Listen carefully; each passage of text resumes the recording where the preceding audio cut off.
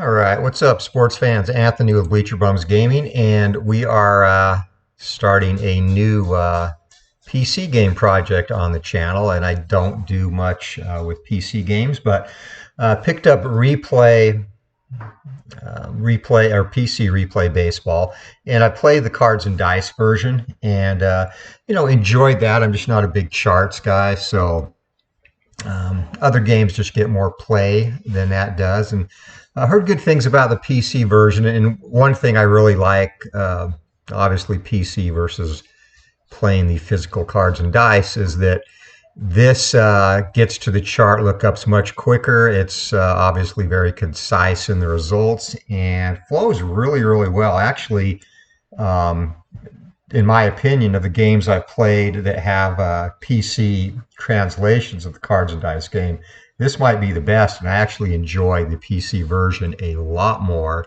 than the cards and dice version, which again is I still enjoyed. It's just I think this really takes that experience and takes it to the next level. So, project we've got going here is the Deadball Super League, and it's basically the top, or I guess 16 teams with one each franchise represented one time from the dead ball period prior to 1920. The exception are the St. Louis franchises from both leagues. Both the Cardinals and the Browns were horrifically bad in that time period, so they have been replaced by the 1914 Indianapolis Federal League franchise and the 1915 Chicago franchise, the Whales from the Federal League as well. So that rounds out the 16-team league. We'll go over the other teams really quick. 1904 New York Highlanders. Of course, Happy Jack Chesbro still holds the modern record post 1900 for wins in a season with 41. Unfortunately, his wild pitch on the last day of the season cost the Highlanders a shot at the pennant, or cost them the pennant. Next up, 1909 Detroit Tigers. Of course, Cobb and Crawford, a very strong offensive team. The mound core was headed by Wild Bill Donovan and Mullen. 1912 Boston Red Sox, the Speed Boys, of course, Tris Speaker, Harry Cooper, and a magnificent season by Smokey Joe Wood. The 1914, the previously mentioned Indianapolis franchise.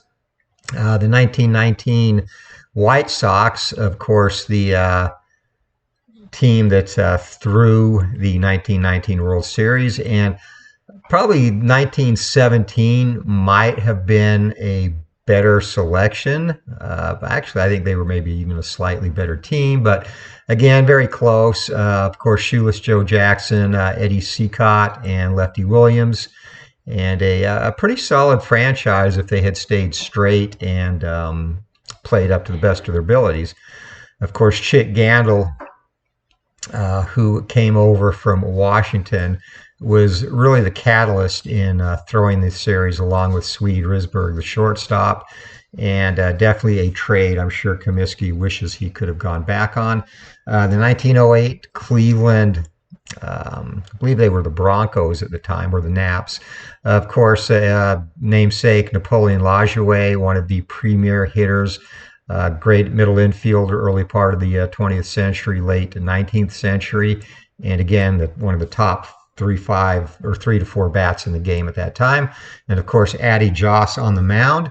Definitely would have gone on to have a stellar career, an all-time great career, had his life not been cut short by tuberculosis at the age of 31.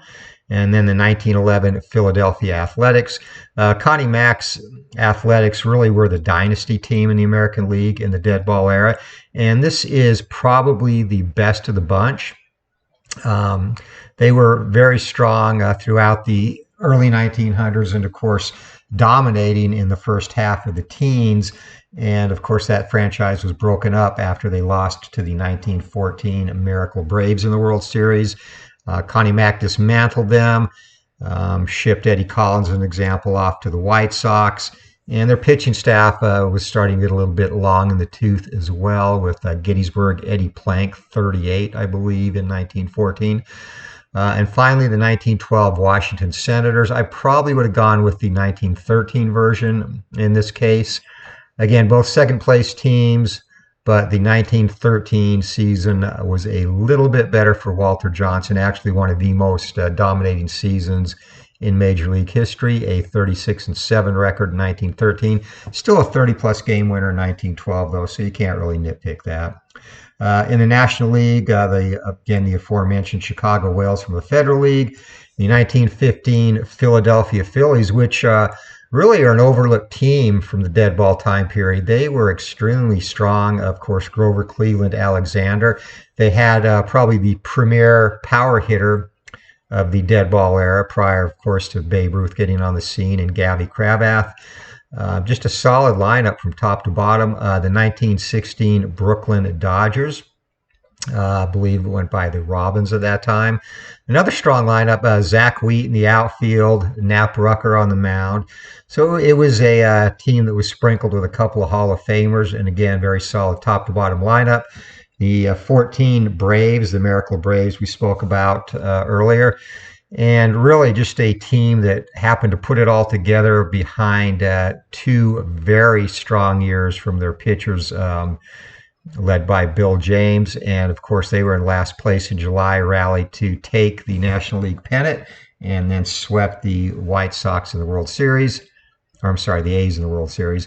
The 1919 Cincinnati Reds, who, of course, took advantage of the Black Sox in that World Series. And they weren't a bad team either. They had Heine Groh, famous for using the bottle bat, probably the biggest circumference bat ever used in Major League history. Hot Eller led the mound corps. And again, a very solid team, certainly not on the level of Chicago, though. Beyond that, the 1906 Cubs, which for over half a century held the Major League record for wins in a season. One of the most dominating teams of the dead ball era. Unfortunately, they were beaten in the World Series that year in a crosstown World Series by the hitless wonders, the 1906 White Sox, led by Big Ed Walsh. The 1909 Pittsburgh Pirates. Honus Wagner, really, this was probably the last great Pirate team of the Honus Wagner era. And Babe Adams was their top pitcher, or one of the top pitchers. They had some veterans from the earlier years like Vic Willis. Clark Griffith, a good player manager, was still an offensive threat, and they had Tommy Leach, the diminutive one, at third base. And last but not least, the 1912 New York Giants. And this is one I probably also would have gone with a different version, the 1904 Giants, just due to the dominant performances of Christy Mathewson and Joe McGinnity in 1904. But still a strong team. Mathewson was still good. They also had Jeff Tesreau on the pitching staff and Rube Marquardt. A solid lineup, probably not as good top to bottom as the earlier lineups that had Mike Donlin in them. This lineup had some holes in it, but still a very obviously solid pennant winner. They lost the 1912 series to the Boston Red Sox. So that said, I've played through all of the opening day matchups, and you can see the results here. A little bit of a surprise here. The 04 Highlanders behind Chesbro beat Colby Jack Coombs and the A's. The 1912 Red Sox beat the Indians. Joss did not pitch in this game. The Indians went with Bob Rhodes. And I'm letting the AI pick the lineups and also do all the in-game management. I'm basically just rolling the dice and enjoying the games play out. Of course, Smokey Joe Wood, maybe the computer did not want to match Joss against Wood, who was dominating, throwing a 6-hitter here. And Cleveland also committed 4 errors, which did not help their cause. This was an error fest, 8 total. The Detroit Tigers rallied to beat the 1912 Senators. Johnson, again, did not start this game. It was Mullen against, oh goodness, it wasn't Engel. Bob Groom was a starter for the Senators in this one. And our first home runs of the replay so far, the only 2, Ty Cobb, who came off the bench as a pinch hitter in this game, stroked the go-ahead home run, as well as Danny Moeller hitting one for the Senators. The Whales and the 1906 Cubs, this was a little bit of a surprise. Mordecai Brown was outdueled by George McConnell, a 2-0 Whales victory. Moving down to the Baker Bowl in Philadelphia, the Phillies, another awesome pitchers duel. Pete Alexander outdueled Vic Willis, a 1-0 Philadelphia victory as Alexander spun the three-hitter. And finally, a beatdown at Ebbets Field. And again, I mentioned I don't think this team is going to do as good as the 1904 Giants would have done in this league. Absolute beatdown by the Robins behind Big Jeff Pfeffer. Rube Marquardt took the loss, a 9-1 victory, 15 hits, and of course 6 errors as well. We have yet to have an errorless game. So far, the best we've come up is 2 total in the Pittsburgh-Philly game and 2 total in the Philly-New York game. So last on the schedule for today is the Miracle Braves. Dick Rudolph will be on the hill against Todd Eller and the 1919 Cincinnati Reds. So let's go. And again, we will let the computer pick the lineup. So for Boston, and it does a really good job here with the AI. This was very close to the regular lineup that the Braves deployed. And yes, they had the weak hitting Rabbit Moranville at cleanup sometimes. Other times it would be Larry Gilbert, but this lineup's certainly feasible. And going to Cincinnati. All right, Cincinnati, there is the aforementioned High Negro, Jake Daubert, also a former Brooklyn Robin, stalwart at first base, Big Ed Roush in center field, and of course Greasy Neal, who went on to coach in the fledgling NFL a few years later. Hot Eller on the hill, so let's get to the game, taking place at Redland Field, and as mentioned, I will let the computer manage all in-game AI decisions. So a quick look in comparison of the lineups. You can see one thing about the Braves, they are definitely, with the exception of Hank Gowdy, who was a robust 6'2", 182, a very small team. Mann 5'9", Evers 5'9", Rabbit Moranville 5'5", and 155 pounds, again in that cleanup spot. And probably more offensive talent for sure on the Cincinnati side, led by Roush and Daubert and Heine Groh. Sherry Mcgee, also a very capable hitter. So let's get to the ballpark. All right, Eller up, and again, no in-game decisions for me, just rolling the dice and watching the results. And that's a ground ball down to Larry Kopp, picks it up, whips it across the diamond to Daubert, and 1 out to start the game. Next up for the Braves will be Johnny Evers, the former Cub. And another ground ball down to Kopp, and a 2-hopper, another short throw to Daubert, and the 2 down to start the game for the Braves. It's a fly ball into right field, and Greasy Neal comes in to take care of that. 3 up, 3 down, go the Miracle Braves, and Dick Rudolph set to face Maury Rath, Jake Daubert, and Heine Groh. And of course, Rath, he was really a key figure in that World Series fix, because in the first game, Eddie Seacott, the sign to show gamblers that the fix was on was that he was going to bean the first Cincinnati batter, which was Maury Rath, and that signaled that indeed the World Series was not on the level that year. So Rath set to lead it off against Rudolph, and that's going to be a sharp line drive down to third base, and Charlie Deal makes the snag, 1 down. First baseman Jake Daubert up, and going to a ballpark effect, and this is going to be a drive into center field. Are we going to get to that? And a nice running catch out in center field. So Les Mann retires Daubert, and it's 2 outs for the Robins here in the bottom of the first. Pitch to Groh, and that is a line drive at Charlie Deal. 2-handed snag, and 3 up, 3 down goes Brooklyn, and we head to the top of the second, no score. Rabbit Moranville leading it off for the Braves. And swing and a miss. Eller with a high heat, and Moranville, 5'5", and not able to catch up with that. Too tall for him. It's going to bring up Burt Whaling, the catcher.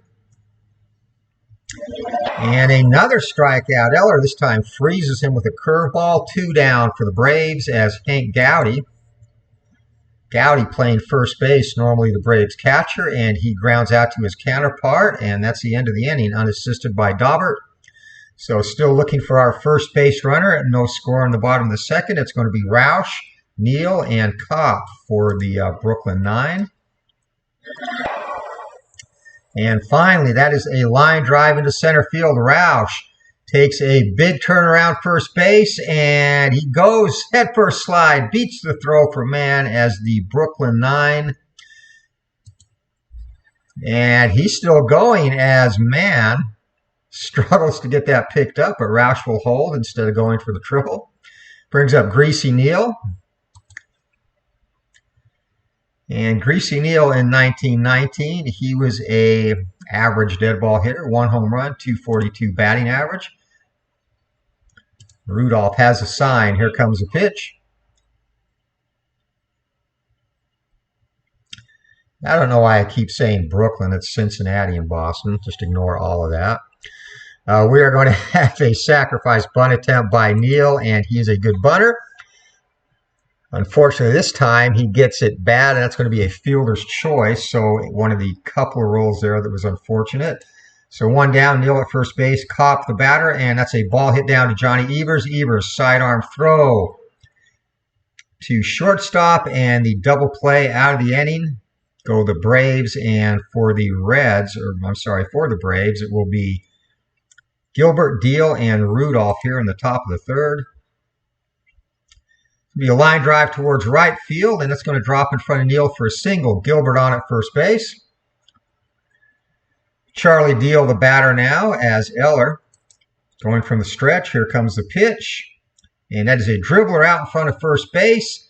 Throws it down to second base, and nipped there at second base is Gilbert.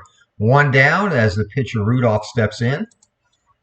Deal gets the lead. It's going to be a ground ball down to Groh. Infield is in, and runner goes to second base, only plays at first.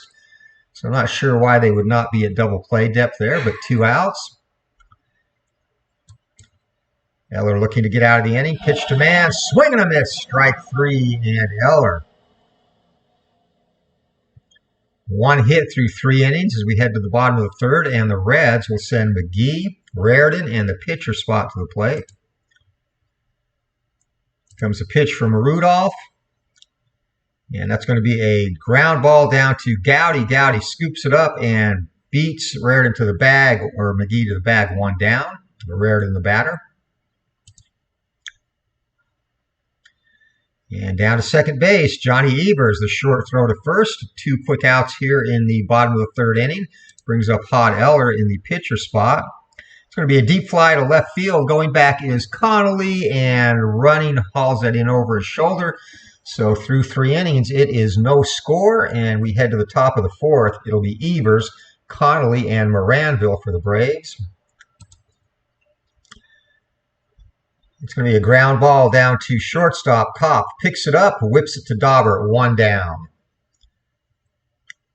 Connolly the batter now, and Eller gives up a meatball there and driven into the corner. Connolly stand-up double, so with 1 out.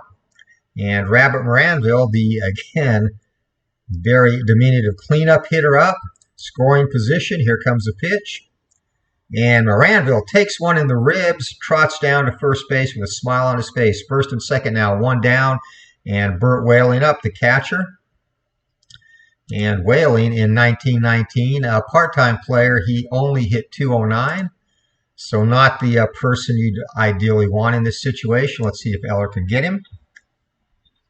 Short fly ball into right field, and Greasy Neal, an underhanded catch, 2 down, runners hold.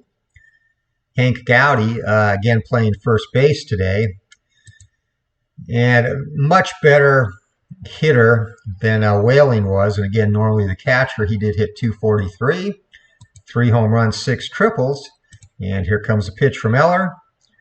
It's going to be a ground ball back to Eller, and a short throw to Daubert. Side is retired as we head to the bottom of the fourth. Still no score.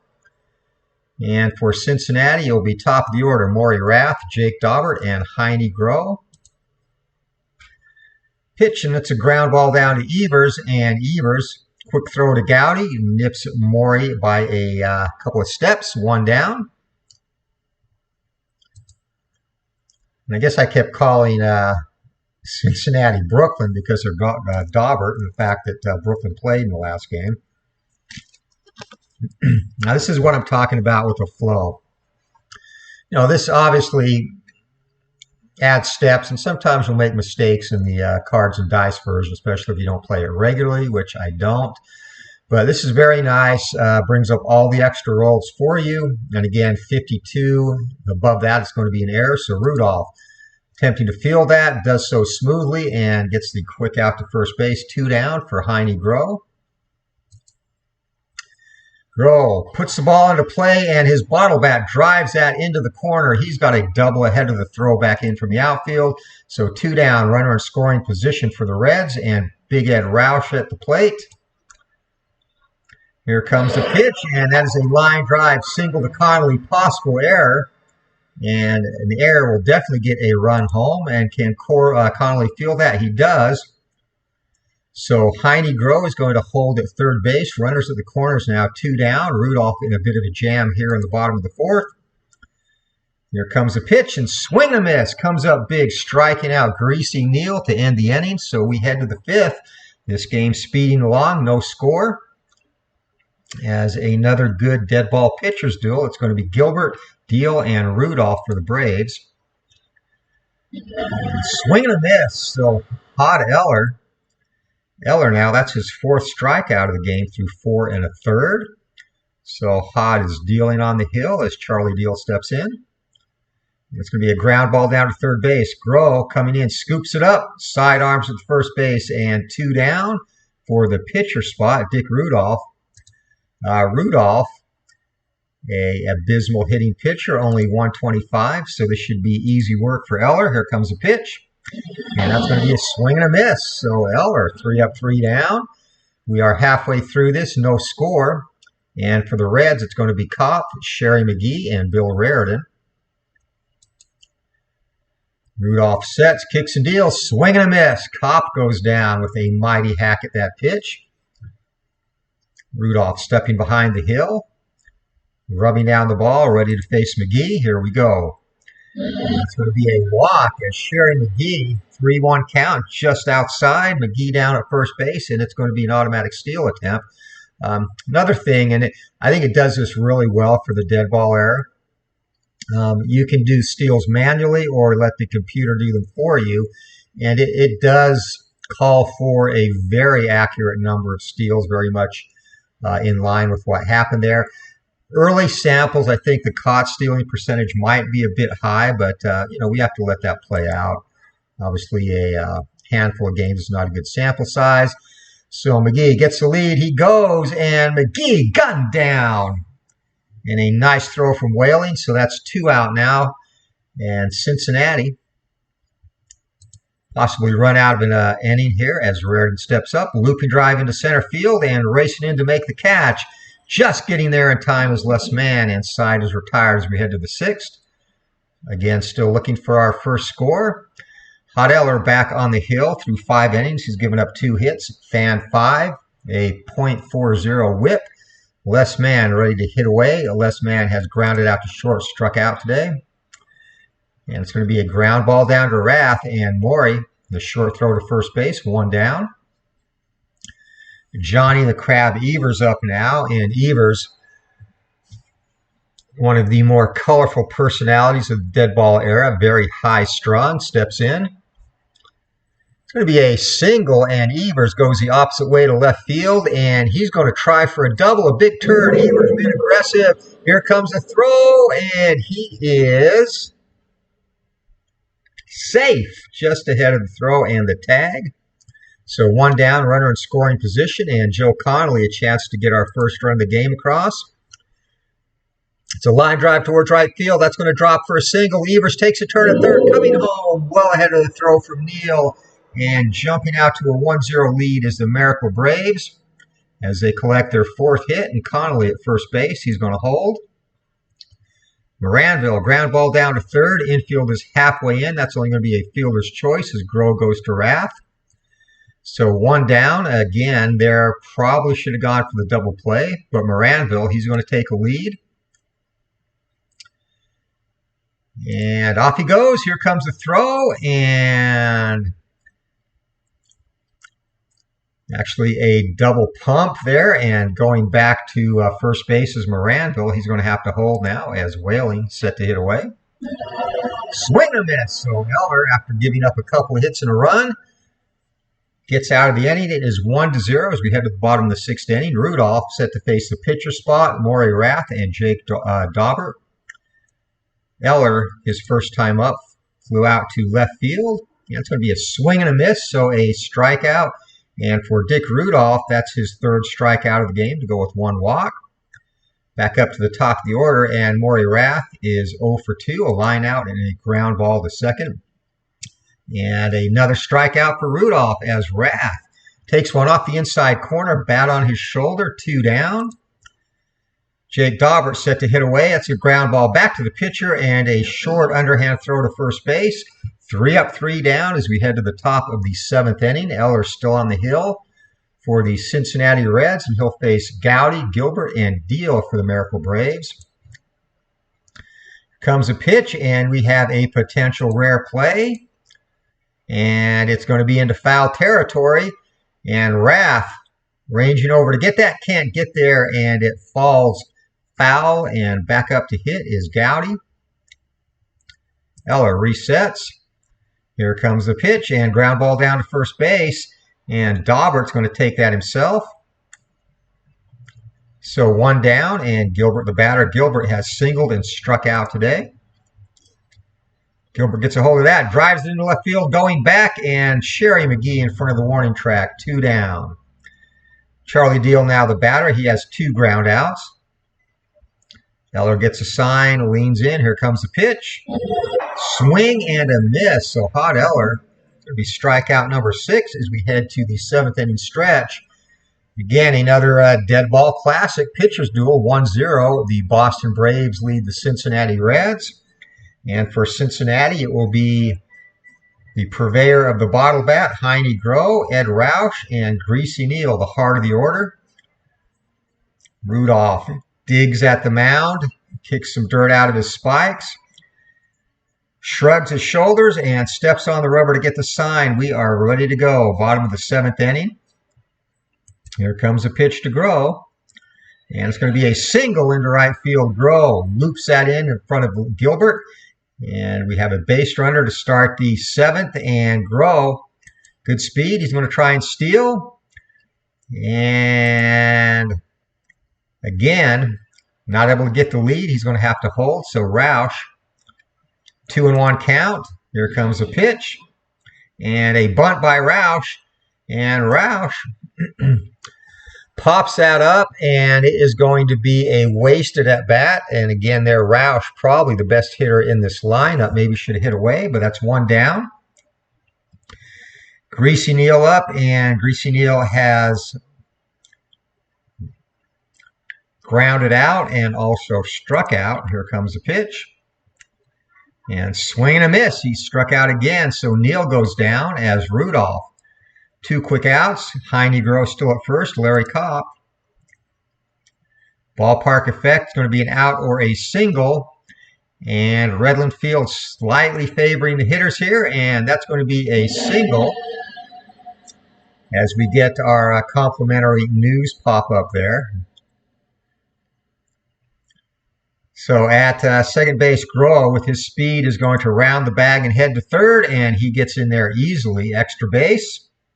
Trailing runner now looking to move up on the throw. And Kopp, he gets into second base, so maybe should have cut that off. 2 down, 2 runners in scoring position. A big at bat for Sherry Mcgee. And Mcgee, a very capable hitter. Though in 1919, he was a part-time player, kind of a utility player. And he was late in his career, only hit .215. So let's see if he can conjure up some of his early career magic as Rudolph gets a sign. Here comes a pitch, ballpark. And that is going to be more than likely a base hit. And yes, so coming in to score is Groh, and Kopp Looks like he is going to possibly get waved home, and no, puts on the brakes at the last minute. So runners at the corner, still 2 out, and we are now tied at 1 as Bill Raritan steps in, and the catcher for the Reds. He is 0 for 2 today, ground out and a fly out, and hits that down to Johnny Evers. Evers scoops it up, and effortless throw to first base. Side is retired, so we're tied at 1. As we head to the top of the 8th, it's going to be Rudolph, Mann, and Evers. Let's see if they pull him for a pinch hitter. They are not, and Rudolph works a base on balls, and that is going to be a huge base runner. The first walk of the game given up by Eller to go with 7 strikeouts. So let's see if the sacrifice is on. Mann, the batter. And actually, they're calling for a steal for Rudolph. I question that a lot. There he goes, but he gets in there, and he's going to have a possible error. Unbelievably gutsy call by Stallings in the Braves dugout. And no error committed, but they now have the go-ahead run at second base in the form of the pitcher. So Mann's going to swing away now. Actually, he's going to be pulled for a pinch hitter. And Red Smith comes in. Smith, good choice here. In 60 games, he was a .314 hitter in 1914. Eller's got the sign. Here comes a pitch. And Smith's going to lay down a bunt. Playing station to station, small ball, and he gets it done as Rath fields that. So 1 down, and the go-ahead run at 90 feet away as Johnny Evers steps in. Evers, known as the Crab, a good clutch hitter. Line drive into right field, and that's going to drop, and Evers, the go-ahead RBI as the Braves take the lead 2-1. Joe Connolly, the batter. Evers strays off the base, but he is not going anywhere. Here comes a pitch. That's a ground ball down to shortstop, and off Kopp's glove, and that gets into the outfield. And Evers thought about trying for third. He stays put, though, so 2 runners on, 1 down. And the Braves looking to get some insurance here as Eller pitches to Moranville, and the Braves cleanup hitter. And that's a snag, and a leaping snag by the shortstop Kopp. And they're going to double off Evers at second base, so out of the inning as Boston makes a defensive substitution. Josh DeVore is going to come in to center field.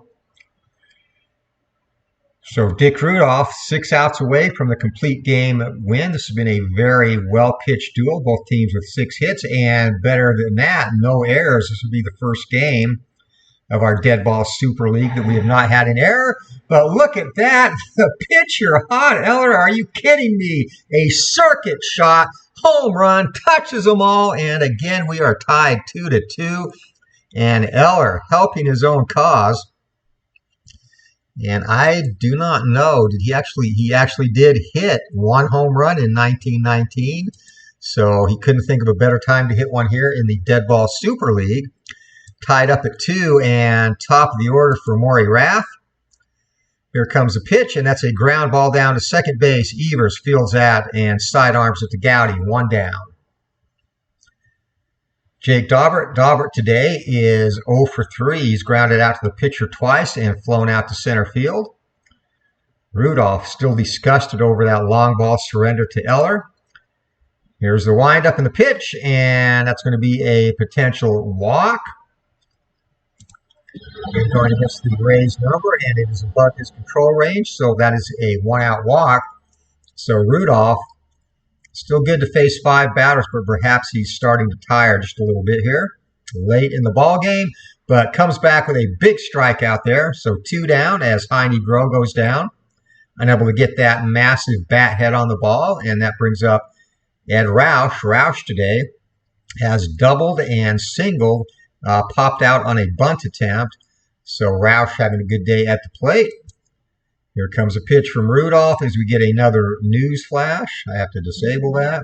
It's a deep fly to left field, and that's going to end the inning as we go to the top of the 9th. So we are tied at 2 in this one. This is coming down to the wire. Eller still on the hill for the Reds, and it's going to be Whaling, Gowdy, and Gilbert for the Braves. Eller can go 7 more batters as he got that late inning boost. Here we go. And a nice snag, a leaping snag by Kopp. 1 down to start the 9th. Hank Gowdy up now. Gowdy today is 0 for 3. All 3 are ground outs. Here comes a pitch. Ballpark effect, single or a home run. So Gowdy looking for that stroke number 1, and it's gone. Second home run of the ball game, and Hank Gowdy comes up big just over the left field wall. And back in the lead are the Braves as we have some late inning magic here going on. Eller, who tied the game with his own home run in the bottom of the 8th, hangs his head and prepares to reset as Gilbert steps up. Larry Gilbert today has flown out, struck out, and singled. Comes the pitch. And he strikes out again as Eller, fuming, comes back with a strikeout on a nice curveball in the dirt. Charlie Deal, the batter, 2 down. Eller wants to get out of here, give his team a chance, and that's popped up sky high. Maury Rath on the outfield grass pulls that in. And that's going to be the top of the 9th as Bosch Schmidt, the former Detroit Tiger, is going to come in at first base for the Braves. That is an interesting switch. I actually would have done the double switch and maybe got Whaling out of there. But Schmidt, he is later in his career. So see if he can get the job done at first as Rudolph can face 3 batters, and he's 3 outs away from the complete game victory. Here we go. Greasy Neal, the batter. And it's going to be a ball hit down to Moranville. Moranville, a very slick glovesman, fields that easily, whips it across to Schmidt, 1 down. Larry Kopp has hit into a double play, struck out and singled today. And that's a ground ball down to Schmidt, and Schmidt scoops it up. He goes unassisted to the bag, so 2 quick outs to start the 9th. And the last hope is Sherry Mcgee for the Reds. Mcgee today is singled, walked, and grounded out to first base. He is 1 for 2. Rudolph gets a sign, shakes off Whaling, gets another sign. He's ready to go. Here comes the pitch. And suddenly, before he can throw, Mcgee is called back, and Jimmy Smith, the switch hitter, is going to come in. Smith, in 1919, was a .275 hitter in limited at-bats, only 40. So again, last chance for the Reds. Here comes a pitch from Rudolph, and that's going to be a swing and a miss over the fastball, and that's the end of the game. A 3-2 win by the 1914 Miracle Braves. So a very competitive, well-pitched game, and lots of drama here in the late innings as both teams scored 2 runs over the final 3 frames. Let's take a look at our box score. So the heroes for the Braves, middle of the order, Evers and Connolly, had 5 of the 7 hits between them and 2 of the 3 RBIs. But of course, the big blow is going to be Gowdy's game-winning home run. For the Reds, both Heine Groh and Ed Roush, a couple of hits each. Groh scored a run. And of course, the surprise home run by Eller, which got us into the 9th inning with a little bit of drama. Pitching-wise, Rudolph, both pitchers going the entire 9 and both giving up 7 hits. Rudolph, only 2 runs. Eller, of course, 3. 2 walks for Rudolph and 7 strikeouts. 1 walk and 8 strikeouts for Eller. Both pitchers giving up a home run. And the MVP of the game is going to be Johnny Evers, who, again, had a run scored and an RBI, 2 hits, and played a flawless game in the field. And for the first time in this Deadball Super League, we get through a game with no errors. So that's it. I'm going to be playing a lot of these games offline, but definitely are going to get in a game here and there when an appealing matchup pops up. And actually, let's go to the schedule as we'll exit out of here. So for Friday, April 15th, we've got that game, Cy Morgan, a surprising starter for the Athletics against Jack Powell. And again, New York, really, they rode Happy Jack Chesbro into the ground in 1904. Powell is a fair pitcher, but I expect the 1904 Highlanders to finish in the bottom of this league, despite the fact they defeated Philadelphia in their opening game.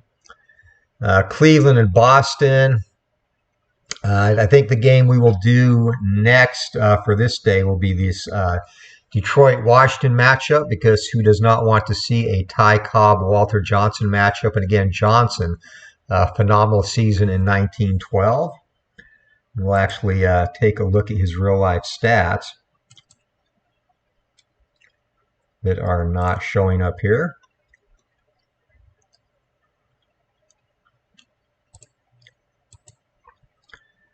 Still getting completely comfortable with the interface, but this game does capture a lot too from statistical reports. Very, very well done game, as I said before. And I'm sure this is going to get probably more PC time than any sports game I have over the next few weeks, at least a few weeks to a few months. So in 1912, Johnson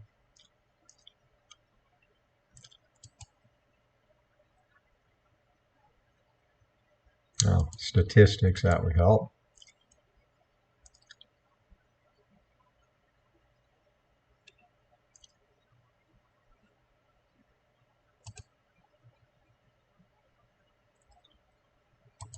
We'll go player pitching.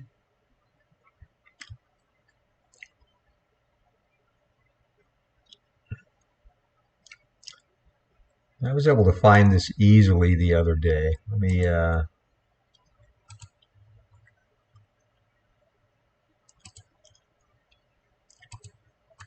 some other cool functions here. You can basically determine when you want players to be available to play. This does apply accurate usage based on the stats that the players actually had, which again is very, very cool.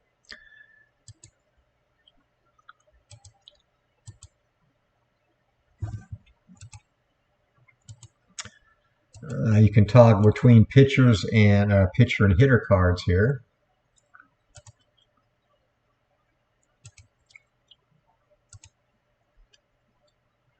Okay, there we go. There are stats. Jeez. All right, so this will have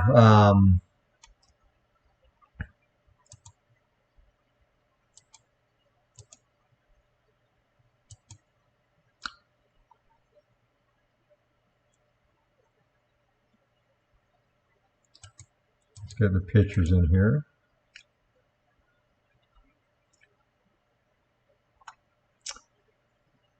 There's Johnson.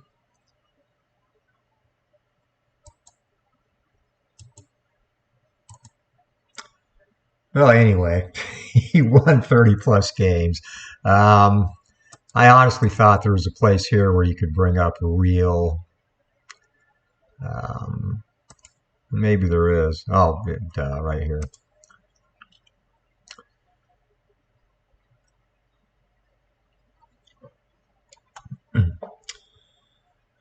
All right, and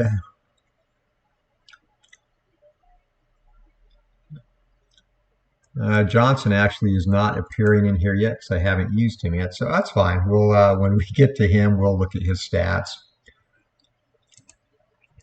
Other matchups in the second day: Lefty Williams for the White Sox against Cy Falkenberg for the Hoosiers. Kamnitz, a very capable pitcher, and Erskine Mayer for the Phillies. That should be a good pitching matchup. And Bill James against Dutch Ruther for the rematch of our opening day highlight game here on the channel. So again, very fun game. I'm going to look forward to getting a few of these games on the channel. Thank you for watching. As always, this is Anthony with Bleacher Bums Gaming. Hope you all have a great Friday, and we'll talk to you later. Take care, and we'll see you.